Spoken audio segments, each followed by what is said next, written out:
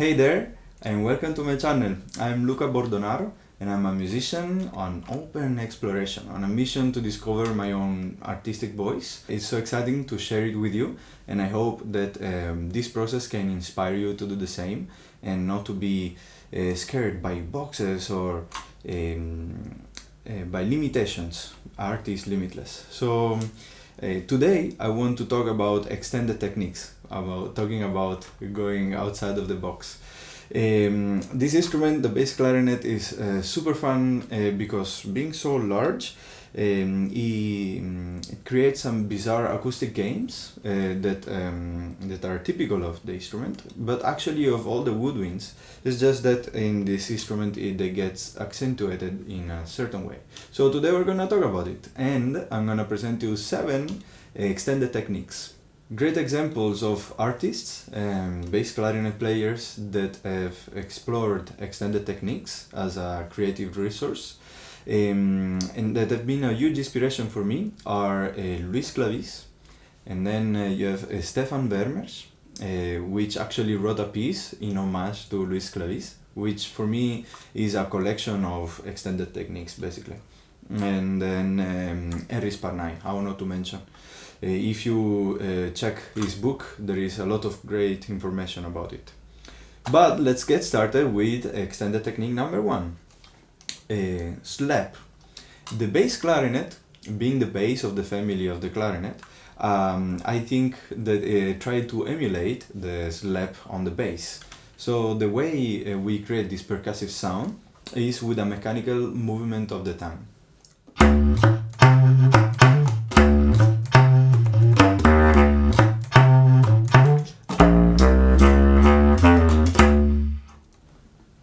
So the way the tongue is moving is basically doing a U shape.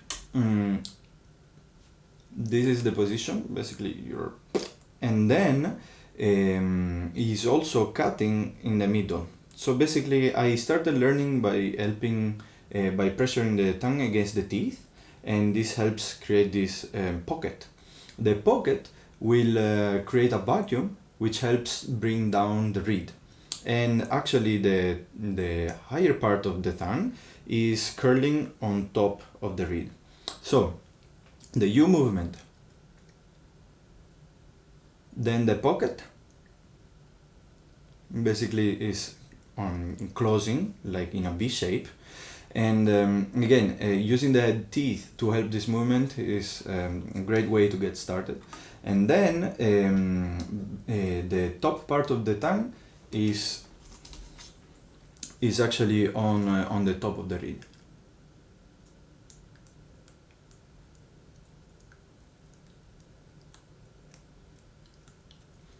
And then the cool thing about slap is that basically it's a sound composed of 2 sounds. One is the percussiveness of the reed that once has been pulled away from the mouthpiece, then gets released against the mouthpiece, creating a wooden percussive sound. And then is the air flowing into the tube and making the actual note more perceptible. So we can blend the way we want these 2 sounds. It can be dead dry or with sound. And the percussiveness can be stronger or softer. So very strong or very soft.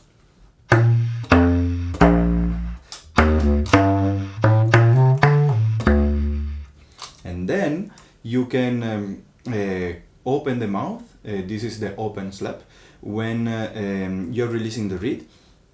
In this way you remove the resonance from the mouth, and it creates an open, more snappier sound, which is also much brighter because there's no resonance cavity.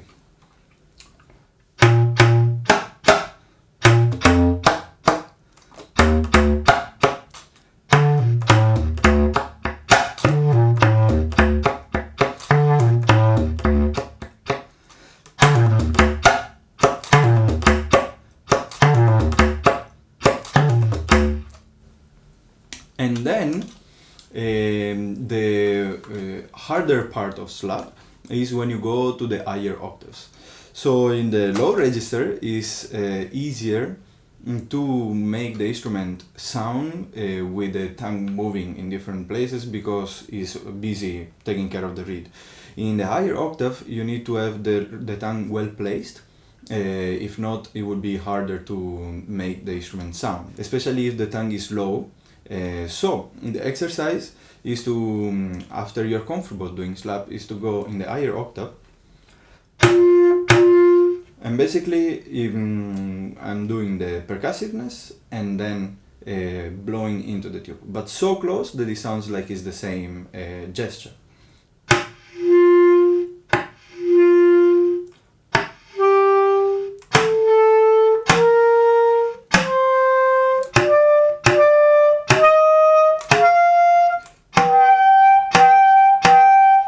So yes, it gets harder and harder the higher you go.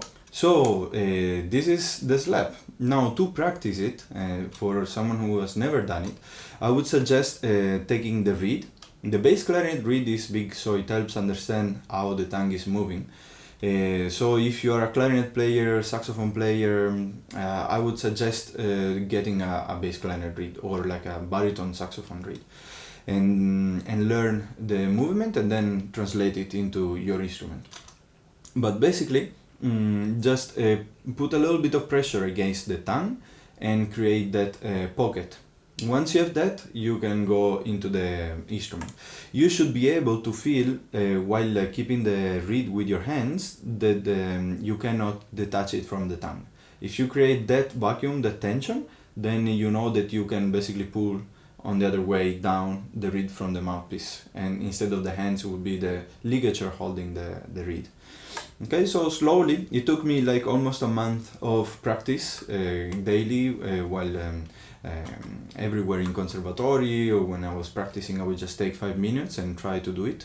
After a month I slowly got to understand how the tongue has to move, and at the beginning, be careful because you can easily cut your tongue because the reed is sharp at the tip. So be gentle. This movement doesn't need, even when you are hitting hard and it's very percussive, doesn't need a lot of energy. It seems contradictory, but it's actually a simple movement. If you do it well, you don't need too much energy. So don't press too much against the reed. You can cut yourself. And then let's go on to the second technique of today. We're gonna see a variation of the slap technique that actually I learned from a flutist. Flutes don't have a reed that they can snap into. So they do a percussive movement with the tongue onto the mouthpiece of the flute. And we can recreate the same on the bass clarinet neck. So basically, what's happening is that we create a huge pressure with our diaphragm of air going out, and then we push the tongue against the small mouth hole, which will be the mouthpiece in the flute, and which will be the neck for us. So the movement is, and this creates basically a bump of air that going through the instrument will make the sound depending on the fingering.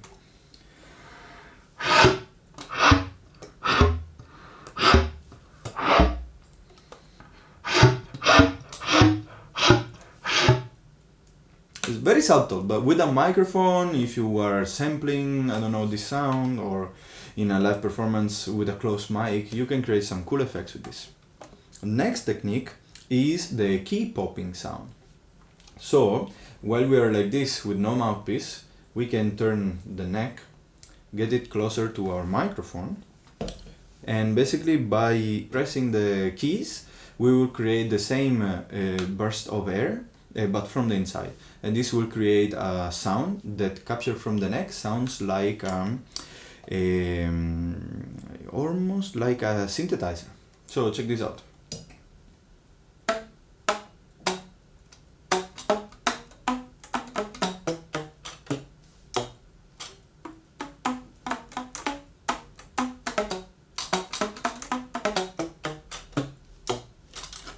It's really funny, but with some delay and reverb is gorgeous. So.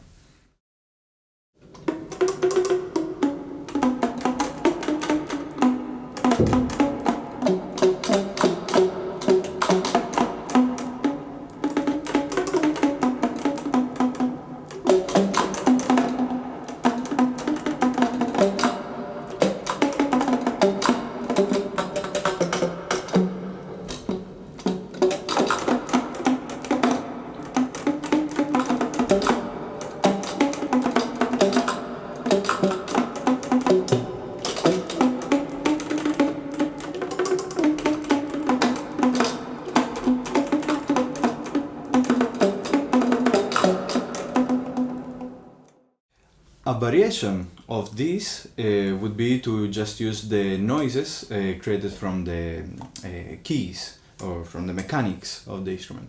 There is a bass clarinet player, which is very funny.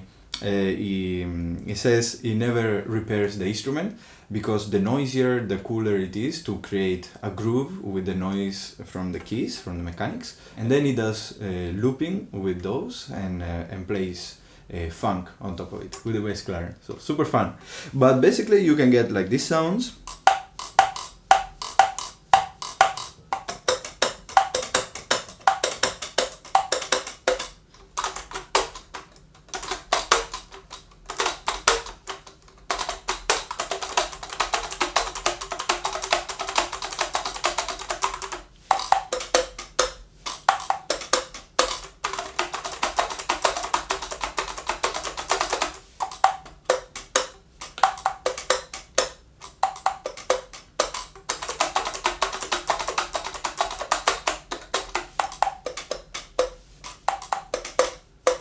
You can see that I'm actually hitting this one. You can close this or not. So in this case, if I do 1, 2, but if I close it, I get. So this is super fun, and it's amazing the possibilities you get with the bass clarinet. So then on to the next one, which is Multiphonics. So if you ever stumbled upon Luciano Berio or some contemporary music, you will see some positions written on top of the score, which suggest how to finger multiphonics. Multiphonics happens when the air column is broken into controlled different streams, and this will create different notes which are playing at the same time. For example, I'm using only these three without the hole. The back is open.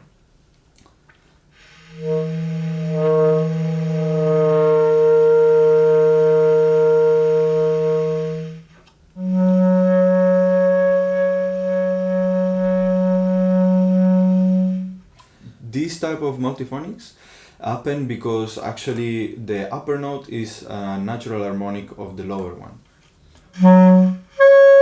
So then we help controlling the column of air, adding more fingers. But really what has to happen is the control of the column of air in the mouth, in the throat.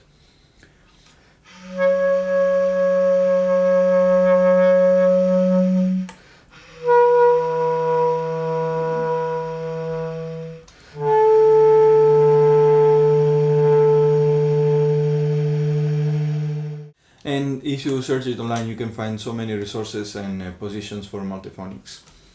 But then, let's say, the black sheep of multiphonics is broken harmonics, how I call it, which is basically a non-controlled multiphonic, which happens, for example, if we play a low G, and then add one of the side keys, we're basically drumming nuts the column of air.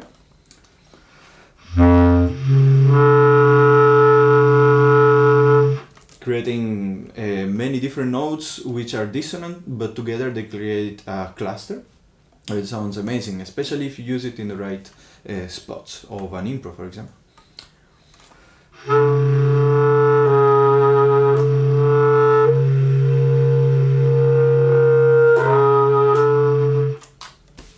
And yeah, that's it for the broken harmonics. Just basically find strange positions that don't make really sense and find a way to vocalize it so that you make the instrument sound.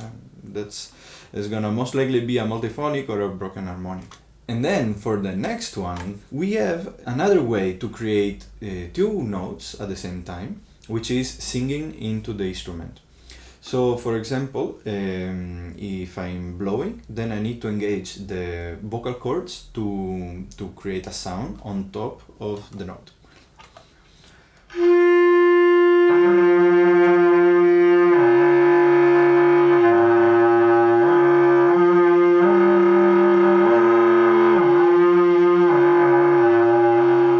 And then in the lower register,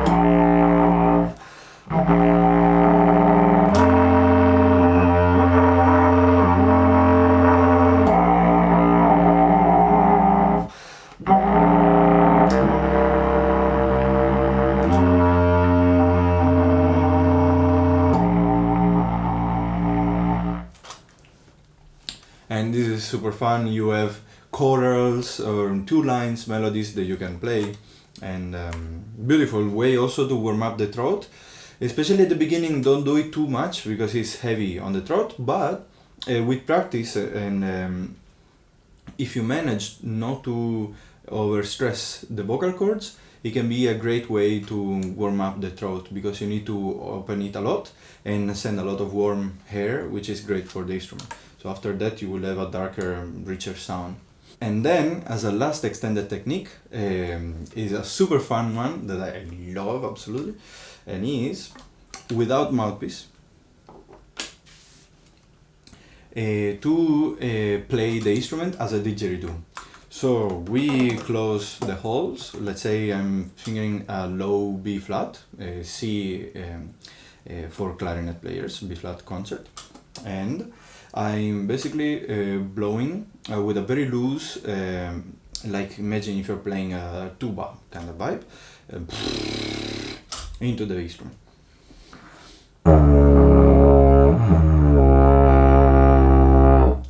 Once you get this sound, you can add, like in the singing in the instrument, the voice, and this is typical of didgeridoo players. So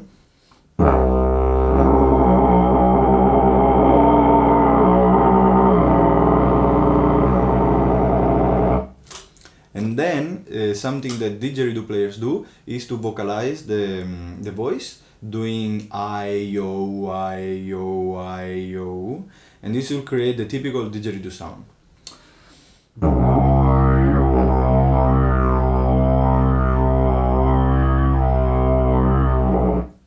And then you can do falsetto notes, and this will create huge leaps and jumps. So basically you're doing wing, wing, and this jump is very cool.